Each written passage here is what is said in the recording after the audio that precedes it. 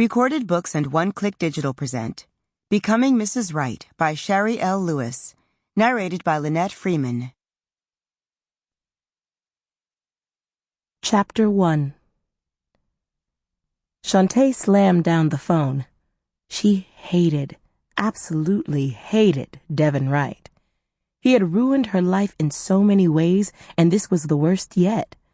First, he had kicked her out of his house when the child they had together was only 6 months old. Then he hadn't married her like he promised. But putting out an arrest warrant on her so she had to leave Atlanta? That was too much.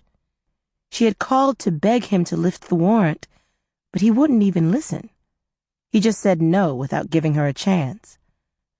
Shauntae's door creaked open, and her mother slid into her room. "So that's what you've been keeping from me, huh? Why you sneaking around listening to my phone calls?" Shauntae sat up on the bed and folded her arms. She stared straight into her mama's face. Mama folded her arms and stared back. Funny that she wasn't a very big woman, but something about the way she talked to and treated people always made her seem a foot taller than she really was. The bedroom felt too small for the both of them. It looked like the many rooms Shauntae had grown up in, moving from housing project to housing project with her mother, sister, and brother. How in the world did she end up back under her mother's roof? She swore when she left that she would never, ever come back.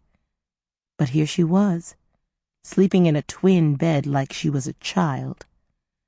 Not only was she not a child, she was gonna have a child in about 5 months. After a few minutes of staring each other down, Shauntae finally looked at the floor. Her mother sat in the chair opposite the bed. "You been here 3 months with a warrant out on you and ain't said nothing?" "It's a Georgia warrant, Mama. Can't nothing happen out here in California." "What you do?" Shauntae knew she wasn't showing no motherly concern. She was just nosy and liked drama. "It ain't important." "It is important. If I been harboring a fugitive, I got a right to know what she did. I needs to know if my life is in danger." Mama chuckled.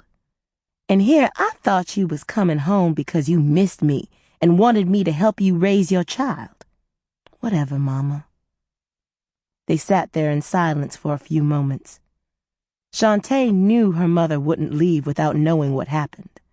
And the next thing out of her mouth would be how Shauntae had stayed there. Sample complete. Ready to continue?